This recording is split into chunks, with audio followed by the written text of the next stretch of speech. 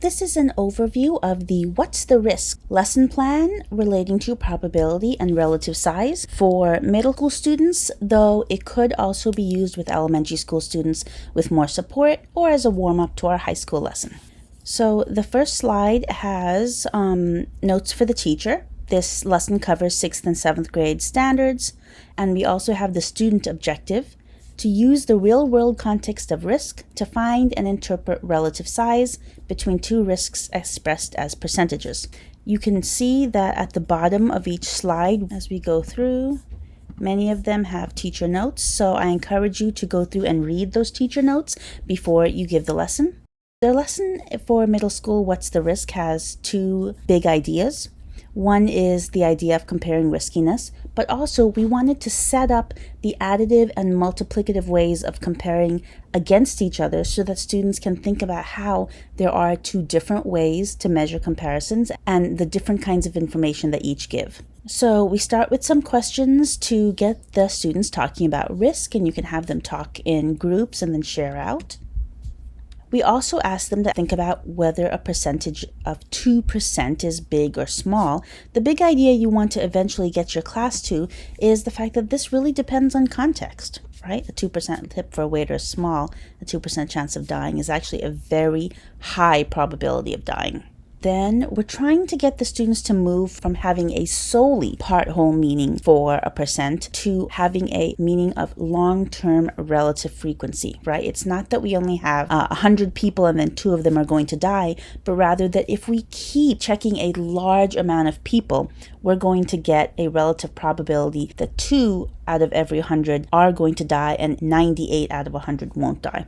So after asking this question, we have a couple of questions that kind of test whether or not they see the difference between thinking about a 2% chance as definitely saying something about any group of 100, or whether they can start thinking in terms of a long-term prediction.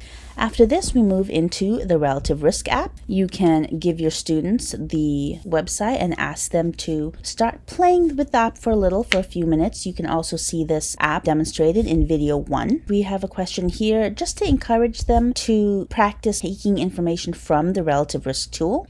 And now we go into the idea of specifically measuring risk against each other, and that there are really two basic kinds of comparisons we start with: the more than comparison, which is an additive comparison, and the times as much comparison, which is a multiplicative comparison. So this lesson builds on the elementary school lesson, which introduced times as much as, but you can also start with this lesson if you're with middle school or higher.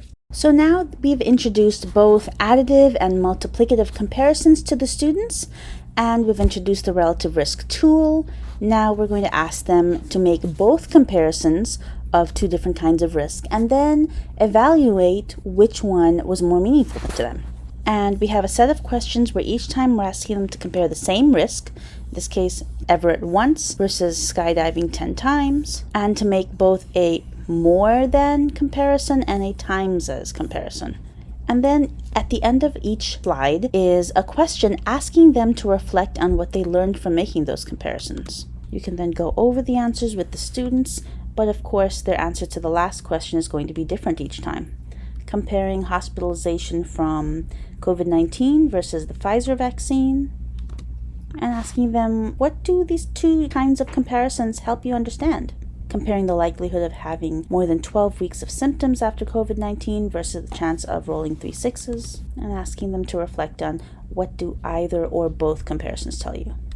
Comparing hospitalization from COVID-19 versus anything else, because we do have one option on the relative risk tool which says the daily risk of hospitalization from anything, and then asking them, do you prefer one comparison or not? Our article goes into the different types of answers that students gave when we tried this out in multiple middle school classrooms. And then finally asking them to pick any two risks to compare additively and multiplicatively, and asking them what they learned. The lesson ends with some general closing reflection questions for them to think about and then share as a group.